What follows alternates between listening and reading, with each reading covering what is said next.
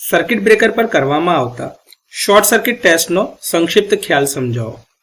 તો આવા પરીક્ષણો શોર્ટ સર્કિટ સ્ટેશનમાં કરવામાં આવે છે અને સર્કિટ બ્રેકરના રેટિંગની તપાસ કરવા માટે આ પ્રકારના ટેસ્ટ થાય છે. આવા પરીક્ષણ સ્ટેશનો બે પ્રકારના હોય છે. એક છે ફિલ્ડ પ્રકારના પરીક્ષણ સ્ટેશન એટલે કે ફિલ્ડ ટાઈપ ટેસ્ટિંગ સ્ટેશન અને બીજું છે લેબોરેટરી પ્રકારના પરીક્ષણ સ્ટેશનો. ફિલ્ડ પ્રકારના પરીક્ષણ સ્ટેશનોમાં જ્યાં ટેસ્ટિંગ કરવા માટે જરૂરી ઉર્જા અથવા તો જે પાવરની જરૂરિયાત રહે છે એ પાવર સિસ્ટમમાંથી જ લેવામાં આવે છે. એટલે કે ડાયરેક્ટ આપણે ગ્રીડ સપ્લાયમાંથી જ આ વસ્તુનો પાવર લઈએ છીએ, જેથી પરીક્ષણ માટે જરૂરી બલ્ક પાવર આપણને ઉપલબ્ધ થઈ શકે. આ પદ્ધતિ ઇકોનોમિકલ છે ખરી, પરંતુ તે પરીક્ષણ અને સંશોધન એટલે કે રિસર્ચ કાર્ય માટે યોગ્ય નથી, કારણ કે વારંવાર પરીક્ષણ કરવું શક્ય બનતું નથી અને transient recovery voltage, rate of rise of restriking voltage એટલે કે RRV આ વગેરેને જે આપણે નિયંત્રિત કરવા પડે તે મુશ્કેલ બને છે. જ્યારે લેબોરેટરી પ્રકારના પરીક્ષણ સ્ટેશનોમાં ખાસ ડિઝાઇન કરેલ જનરેટરમાંથી આવી જરૂરી ઉર્જા મેળવવામાં આવે છે. એ સપ્લાયની મદદથી આપણે આ ટેસ્ટ કરીએ છીએ.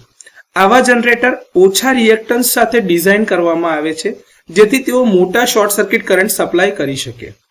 જનરેટર ઉપરાંત એની સાથે ઘણા બીજા સાધનોનો ઉપયોગ કરવામાં આવે છે, જે નીચે પ્રમાણે છે. એક છે શોર્ટ સર્કિટ ટ્રાન્સફોર્મર. તો કે જરૂરી ટેસ્ટિંગ વોલ્ટેજ આપણને મળી રહે એ માટે તેનો ઉપયોગ કરવામાં આવે છે.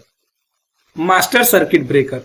તો એ બેકઅપ પ્રકારનું સર્કિટ બ્રેકર છે, કારણ કે અમુક વાર એવું બને કે જે બ્રેકર ઉપર તમે આ શોર્ટ સર્કિટ ટેસ્ટ કરતા હોય એ કદાચ ટેસ્ટિંગ દરમિયાન ફેલ જાય એટલે કે ટ્રીપ ના થઈ શકે, તો એ વખતે સેટઅપને નુકસાન ન થાય એના માટે એક માસ્ટર સર્કિટ બ્રેકર લગાડવામાં આવે છે.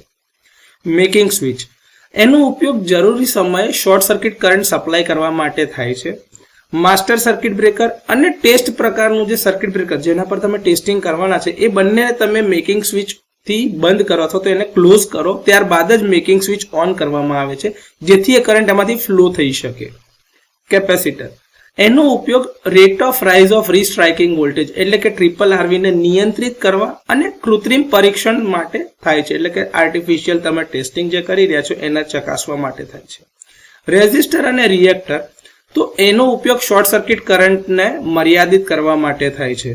તો શોર્ટ સર્કિટ ટેસ્ટ કરવા માટે સર્કિટ બ્રેકર પર જરૂરિયાતની સાધન સામગ્રી ક્યાં આગળ કરી શકાય, કેવી રીતે કરી શકાય એના માટેનો સંક્ષિપ્ત ખ્યાલ આ મુજબ આપી શકાય.